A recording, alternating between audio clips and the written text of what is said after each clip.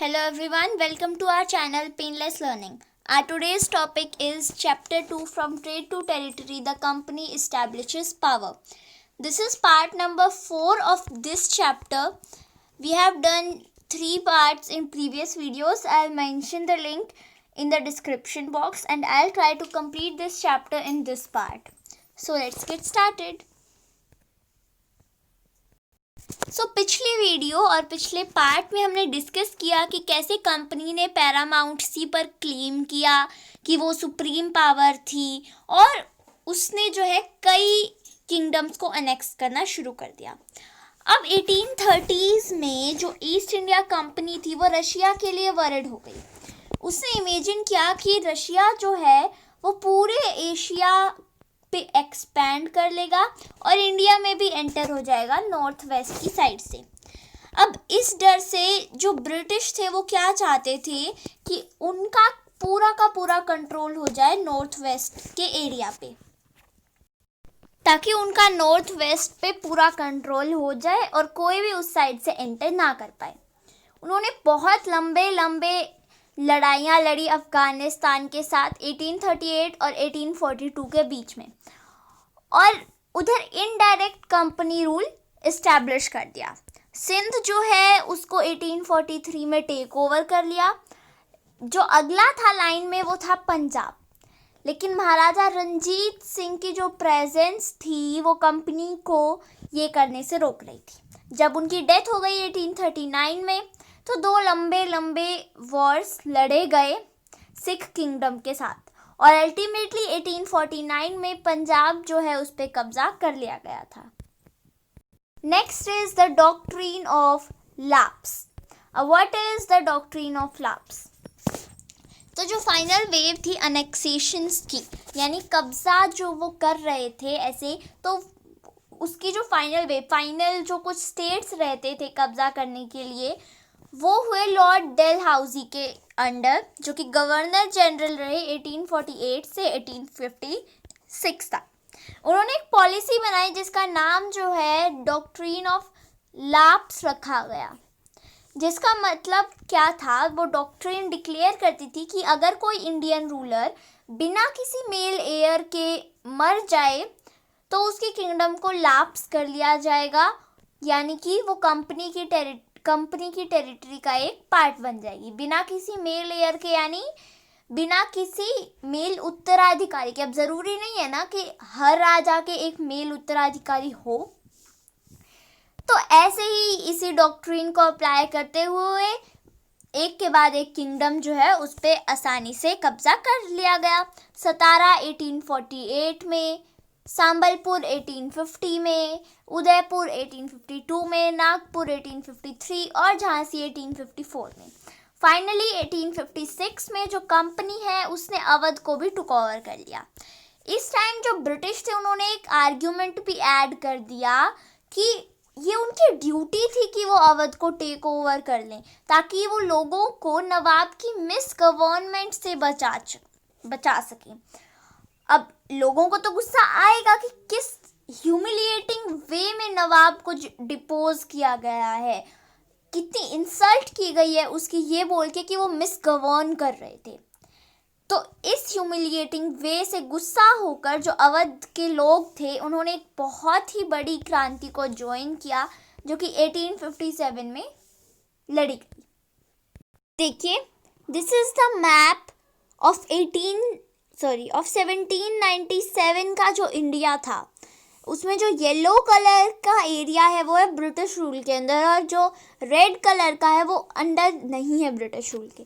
तो पहले जो है इंडिया वो कितना सारा खुद का इंडिपेंडेंट था और सिर्फ बनारस, कलकत्ता, हैदराबाद के पास मैसूर और मद्रास, यहाँ पे जो है ब्रिटिश रूल था। उसके बाद ये है 1840 का इंडिया, जब दिल्ली के आसपास, लखनऊ के आसपास, हैदराबाद, बॉम्बे, गोवा, यहाँ हर जगह ब्रिटिश रूल हो गया, यानी बहुत ज़्यादा इंडिया पे। देन ये आता है 1857 का इंडिया, जब लगभग पूरे इंडिया पे ब्रिटिश रूल था। पूना, बॉम्बे, गोवा, मैसूर, हैदराबाद, कलकत्ता, बनारस, लखनऊ, दिल्ली, लाहौर, काठमांडू के पास तक चला गया था। बस नेपाल है वहाँ, तो वहाँ नहीं गया इनका rule. Next point is setting up a new administration. अब उन्हें एक नई एडमिनिस्ट्रेशन को सेट करना था। उन्होंने इतने बड़े पार्ट को जो है अनेक्स कर लिया था, तो अब उन्हें एक नई एडमिनिस्ट्रेशन की भी ज़रूरत थी। तो जो वॉरेन हेस्टिंग्स थे, जो गवर्नर जनरल थे 1773 से लेकर 1785 तक, वो एक इम्पॉर्टेंट इंसान थे जिन्होंने बहुत ही इम्पॉर्टेंट रोल प्ले किया था कंपनी की पावर के एक्सपेंशन में। उसके टाइम तक जो कंपनी है उसने सिर्फ बंगाल में पावर नहीं एक्वायर की थी, बल्कि बॉम्बे और मद्रास में भी कर ली थी। जो ब्रिटिश टेरिटरीज थी वो बहुत ही ज़्यादा ब्रॉडली डिवाइडेड थी एडमिनिस्ट्रेटिव यूनिट्स में। एडमिनिस्ट्रेटिव यूनिट्स यानी जो एडमिनिस्टर करती हैं क्या हो रहा है, जिन्हें प्रेसिडेंसीज कहते हैं। देवर 3 प्रेसिडेंसीज, 3 प्रेसिडेंसीज थी तब। 3 एडमिनिस्ट्रेटिव यूनिट्स थी, बंगाल, मद्रास और बॉम्बे। हर जो है एक गवर्नर के द्वारा रूल की जाती थी, और जो सुप्रीम हेड होता था एडमिनिस्ट्रेशन का वो होता था गवर्नर जनरल। तो वॉरेन हेस्टिंग्स जो है, जो फर्स्ट गवर्नर जनरल थे, उन्होंने अलग अलग तरह की एडमिनिस्ट्रेटिव रिफॉर्म्स को जो है इंट्रोड्यूस किया, जिन्हें स्फीयर ऑफ जस्टिस में नोटेबल किया जा सकता है। तो 1772 से एक नया सिस्टम जो है जस्टिस का वो इस्टेब्लिश किया गया।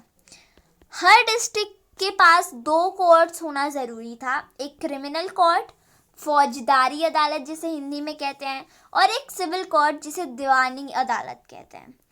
मौलवीज और हिंदू पंडित्स जो थे, जिन्हें इंडियन लॉज का पता होता था, वो यूरोपियन डिस्ट्रिक्ट कलेक्टर्स के लिए सिविल कोर्ट्स में प्रिसाइड करते थे, क्योंकि मौलवीज और हिंदू पंडित्स, इन्हें सभी इंडियन लॉज का पता होता था। और जो क्रिमिनल कोर्ट्स थे वो अभी भी काजी और मुफ्ती के अंदर थे, लेकिन कलेक्टर्स की सुपरविजन में। काजी क्या होता है? जज होता है, और जो मुफ्ती होता है वो ज्यूरिस्ट होता है मुस्लिम कम्युनिटी का। अब एक मेजर प्रॉब्लम जो आई वो थी कि जो ब्राह्मण पंडित थे वो अलग अलग इंटरप्रिटेशंस देते थे लोकल लॉज के, अपने अलग अलग लॉज बताते थे। अलग अलग स्कूल्स जो थे धर्मशास्त्र के, उस पर बेस्ड वो अलग अलग लॉज बताते थे। अब एक यूनिफॉर्मिटी, एक यूनिटी लानी थी, तभी तो एक फैसला निकल सकता है किसी भी चीज़ का। तो यूनिफॉर्मिटी लाने के लिए 1775 में 11 पंडित्स को जो है हिंदू लॉज को कंपाइल करने के लिए कहा गया था। मतलब 11 पंडित्स को चूज़ किया और उनको कहा कि सभी हिंदू लॉज को देखो और उन्हें चूज़ करके एक बुक में बना दो। NB हाल्ट जो है उन्होंने इस डाइजेस्ट को इंग्लिश में ट्रांसलेट किया, और 1778 तक एक कोड जो है मुस्लिम लॉज का वो भी कंपाइल कर लिया गया यूरोपियन जजेस के बेनिफिट के लिए। अब जो रेगुलेटिंग एक्ट था 1773 का, एक नया सुप्रीम कोर्ट जो है वो इस्टेब्लिश किया गया, और एक कोर्ट अपील के लिए भी इस्टेब्लिश किया गया, सदर निजामत अदालत। ये भी सेटअप किया गया कलकत्ता में। अब जो मेन फिगर था इंडियन डिस्ट्रिक्ट का वो था कलेक्टर। कलेक्टर ही एक इंडियन डिस्ट्रिक्ट को रूल करता था एक तरह से। अब जैसे टाइटल भी सजेस्ट करता है, उसकी मेन जॉब जो थी वो थी रेवेन्यू कलेक्ट करना, टैक्सेस कलेक्ट करना, लॉ को मेंटेन रखना और ऑर्डर को मेंटेन रखना उसके डिस्ट्रिक्ट में। उसको हेल्प भी मिलेगी जजेस से, पुलिस ऑफिसर्स से और दरोगा से। उसका जो ऑफिस है जिसे द कलेक्टरेट बोला जाता है, वो अब एक नया सेंटर बन गया पावर का, जो धीरे धीरे रिप्लेस करता गया पिछले जो होल्डर्स थे, पिछली जो अथॉरिटी थी उसको उसने धीरे धीरे रिप्लेस कर दिया। Next topic is the company army. अब जो इंडिया में कॉलोनियल रूल चल रहा था वो कुछ नए आइडियाज़ लाया एडमिनिस्ट्रेशन के और रिफॉर्म के, लेकिन उसकी जो पावर थी वो अभी भी मिलिट्री स्ट्रेंथ पर ही रेस्ट करती थी। जो मुगल आर्मी थी वो मेनली कैवेलरी से बनी हुई थी, सवार्स यानी वो सोल्जर्स जिन्हें ट्रेन किया जाता है हॉर्स बैक पर सवारी करने के लिए, और इन्फेंट्री जो कि पैदल चलने वाले सोल्जर्स होते हैं, उन्हें ट्रेनिंग दी जाती थी आर्चरी की, तीरंदाजी की, और स्वॉर्ड को, तलवार को यूज करने की। जो कैवेलरी थी उसमें ज़्यादा जो आर्मी, तो जो कैवेलरी थी वो डोमिनेट करती थी आर्मी को, और मुगल स्टेट जो है उसको ऐसे कोई नीड नहीं लगी कि उसके पास बहुत ही बड़ी इन्फेंट्री, ट्रेंड प्रोफेशनल इन्फेंट्री होनी चाहिए। जो रूरल एरियाज थे, गांव वगैरह के एरियाज थे, उसमें बहुत ही ज़्यादा नंबर पे आर्म्ड पीजेंट थे, यानी ऐसे किसान जिनके पास हथियार थे, और जो लोकल जमींदार थे वो भी मुगल्स को पैदल सोल्जर्स से सप्लाई कराते रहते थे। अब एक चेंज आया 18th सेंचुरी में, जब मुगल सक्सेसर स्टेट्स जो थे, यानी जिनके सक्सेसर्स मुगल थे, जिन्हें रूल किया जाता मुगल्स के द्वारा, जैसे अवध और बनारस, उन्होंने पीजेंट्स को, उन्होंने किसानों को उनकी आर्मी में रिक्रूट करना, आर्मी में ज्वाइन करना शुरू कर दिया, और उनको प्रोफेशनल सोल्जर्स की तरह ट्रेन करना शुरू कर दिया। अब जो ईस्ट इंडिया कंपनी थी उसने अडॉप्ट किया सेम मेथड। अब उसने भी रिक्रूटमेंट शुरू कर दिया अपनी आर्मी के लिए, जिसको जो है नाम दिया गया as the sepoy army, from the Indian word sipahi meaning soldier, यानी सिपाही आर्मी। अब जैसे जैसे वारफेयर टेक्नोलॉजी चेंज हो गई 1820s में, अब जो कैवेलरी रिक्वायरमेंट्स थी कंपनी की वो घटती गई। ये क्यों हुआ? क्योंकि जो ब्रिटिश एम्पायर थी वो बुर्मा में फाइट कर रही थी, अफगानिस्तान और इजिप्ट में, जहाँ सोल्जर्स जो है वो मस्केट्स और मैच लॉक से आर्म्ड थे मतलब उनके पास वो हथियार थे। मस्केट्स क्या होते हैं? Muskets are used by infantry man, ये बहुत बड़ी बड़ी गन्स होती हैं। और मैच लॉक क्या होता है? एक पुरानी टाइप की गन होती थी जिसमें जो पाउडर जो है वो बर्न किया जाता था मैच से। तो जो सोल्जर्स थे कंपनी की आर्मी के, उन्हें अब जो मिलिट्री की रिक्वायरमेंट्स जो है चेंज हो रही थी, उसके साथ साथ उन्हें भी चेंज होना था, और उसकी जो इन्फेंट्री रेजिमेंट्स थे अब वो और भी ज़्यादा इम्पॉर्टेंट हो गए। अब अर्ली 19th सेंचुरी में क्या किया, जो ब्रिटिश हैं उन्होंने एक यूनिफॉर्म मिलिट्री कल्चर बनाना शुरू कर दिया। सोल्जर्स जो है उनको यूरोपियन स्टाइल में ट्रेनिंग दी गई, और बहुत ही ज़्यादा डिसिप्लिन से उनकी लाइफ रहने लगी, बहुत ही ज़्यादा डिसिप्लिन जितना पहले था। ये प्रॉब्लम्स भी क्रिएट करती थी, सिंस जो कास्ट और कम्युनिटी फीलिंग्स थी वो इग्नोर की जाती थी प्रोफेशनल सोल्जर्स को बनाने में। पहले बहुत ज़्यादा कास्ट प्रॉब्लम्स थी, कम्युनिटी जैसे अनटचेबिलिटी एंड दिस ऑल। तो क्या इंडिविजुअल्स इतनी आसानी से उनकी कास्ट और उनकी रिलीजियस फीलिंग्स को जाने देंगे? क्या वो अपने आप को सिर्फ एक सोल्जर के तरीके में देखेंगे और अपनी कम्युनिटी का मेंबर नहीं? क्योंकि उस टाइम पे बहुत ही ज़्यादा स्ट्रॉन्ग फीलिंग्स होती थी इस टाइप की। तो जो सिपाहीज थे, जो सिपाही थे, वो कैसा फील करते थे, वो कैसा रिएक्ट करते थे, जिस तरह की आइडेंटिटी उनकी थी। जो रिवॉल्ट है 1857 का, वो हमें सिपाहीज के वर्ल्ड में ही एक ग्लिम्प्स देता है। हम उसके बारे में चैप्टर 5 में पढ़ेंगे। अब आपने देखा किस तरह से जो ईस्ट इंडिया कंपनी थी वो एक ट्रेडिंग कंपनी से कॉलोनियल पावर में जो है ट्रांसफॉर्म हो गई, टेरिटोरियल कॉलोनियल पावर।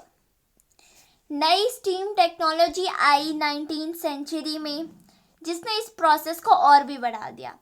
तब तक वो लगभग 6 to 8 months जो है वो ट्रैवल करने को लगते थे इंडिया में जाने के लिए। उनको 6 to 8 months लगते थे ब्रिटेन से इंडिया। अब जो स्टीम शिप्स थी उन्होंने जर्नी टाइम को 3 weeks में रिड्यूस कर दिया, ताकि और ब्रिटिशर्स आ सकें और फैमिलीज जो है उनकी आ सकें इंडिया, इतनी दूर जो कंट्री थी वहाँ तक। 1857 तक जो कंपनी थी वो डायरेक्ट रूल कर रही थी अबाउट 63% ऑफ इंडिया पर और 78% ऑफ पॉपुलेशन पर। उसका जो इनडायरेक्ट इन्फ्लुएंस था दूसरे रिमेनिंग टेरिटरी पर और पॉपुलेशन पर, अब जो ईस्ट इंडिया कंपनी थी उसने प्रैक्टिकली नहीं लेकिन वर्चुअली पूरे इंडिया को उसके कंट्रोल में ले लिया था। सो आपने देखा कैसे वो ट्रेड से टेरिटरी में आ गई। So this was all about this chapter. We have completed the whole chapter. इससे पहले 3 पार्ट्स मैं करवा चुकी हूँ, मैं उनके लिंक डिस्क्रिप्शन में ज़रूर मेंशन कर दूंगी। आप प्लीज़ डिस्क्रिप्शन बॉक्स चेक कीजिएगा अगर आपको प्रीवियस पार्ट्स की वीडियोस चाहिए। So I hope you understand the chapter well. अगर फिर भी कोई प्रॉब्लम है so please comment in the comment box. Thank you. Stay home. Stay safe.